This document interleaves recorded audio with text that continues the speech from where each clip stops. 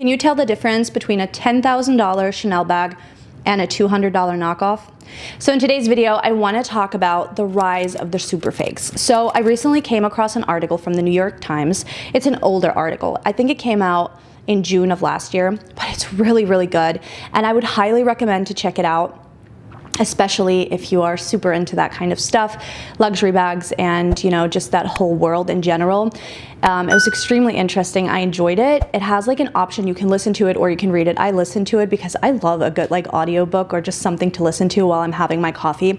But anyways, it inspired me to make this video, and I want to discuss the article today in this video and kind of go over it and just think what, just kind of discuss and see what you guys think about it. So basically in the article, she kind of starts off talking about how she found herself in Paris and she was carrying a fake Celine. Now, for those of you who don't know, it's actually illegal to own fake luxury bags or carry them in Paris and France. So the authorities are actually trained to spot them, which I think is actually quite good. Because yeah, I think it's a good thing. I definitely want to know how you guys feel about fake bags in general. Do you agree with them? Do you own any? You know, what's your experience? For me personally, I will say this, I kind of live by live and let live, so I'm not really judging people who want to wear fakes, but for me personally, it doesn't make much sense because my motivation to own luxury items is not to flaunt them or to achieve some sort of status. For me, it's more about the craftsmanship, the designer, and the experience that comes with buying these items.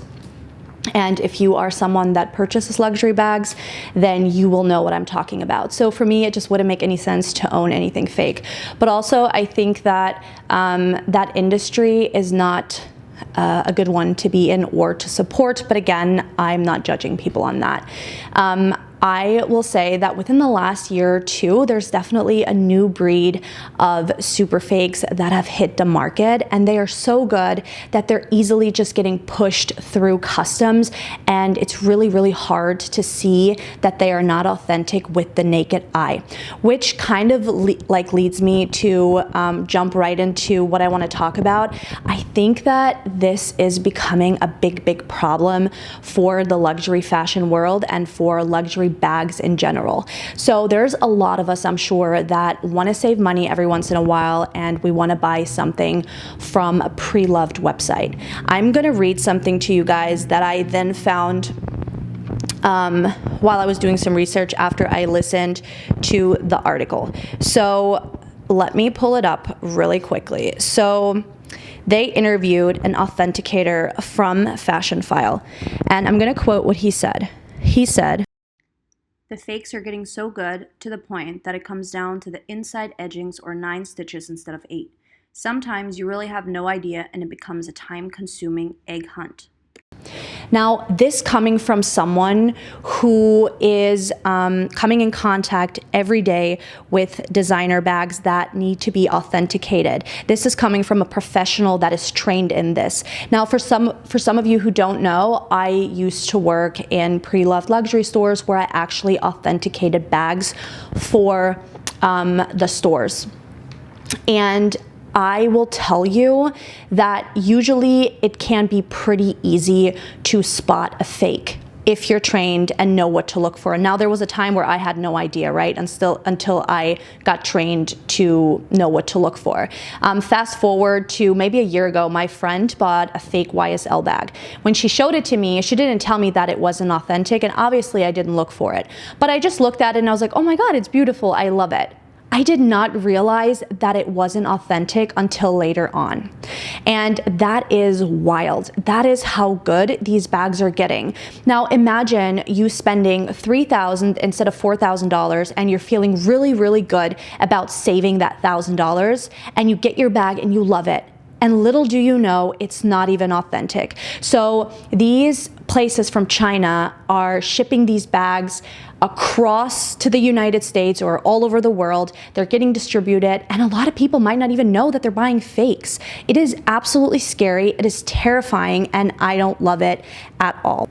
in the article, she talks about how she found a Reddit community of replica lovers who recommended trusted sellers of replicas able to deliver Chanel classics or Loewe puzzle bags, YSL sunsets, and so on. And they promised that all those bags were nearly identical to the real thing, and they could deliver them very quick at a much lower price. So there are entire Reddit communities, there are entire communities on the internet that are out there, and they're recommending these bags and they're recommending these sellers. And I just had no idea. I'm like, am I really that naive? Like, how did I not know? But I think if you're not into that and if you're not looking to buy fakes, you're not gonna know. But I do think that it's important for people like us who love designer items, who maybe love to get a little deal and shop on a pre-loved site. It's important for us to be aware of this so we know. So I think what I wanna say, the best thing to do would be educate yourself, find out how to spot a fake, and just try to make sure that you're really doing your research, because this is scary stuff.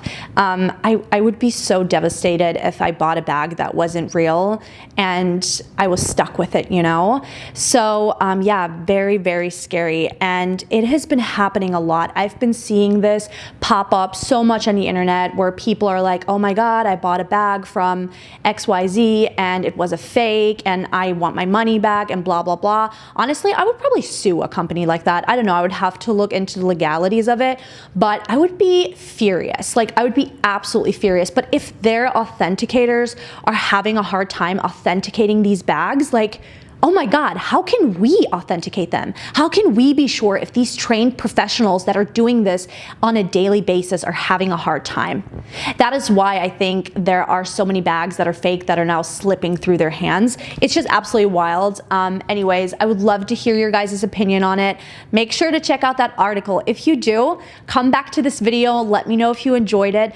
Also, next week, I am actually doing another video that is kind of based off of this. I am going to tell you guys which luxury bags are the most counterfeited and which brands are the most counterfeited. So yeah, stay tuned for that video. Make sure you're subscribed, hit the little bell notification. I love you guys, and I'll see you in my next one. Bye.